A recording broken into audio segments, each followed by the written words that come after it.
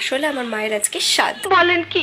হ্যাঁ, আমার প্রায় 17 বছর বয়স, তো এখন মা প্রেগনেন্ট।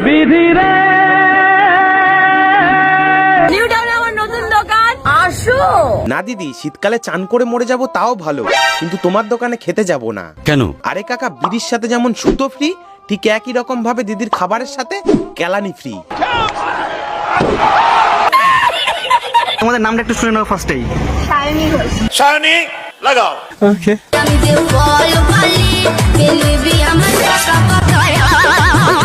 এতদিন তো জানতাম তোমরা দুজন বিরিয়ানি বিক্রি করো, নতুন করে আবার আমের ব্যবসা কবে থেকে শুরু করলে? বাই দা বে, আম বড় হবে তো, তাহলে খেতাম আর কি।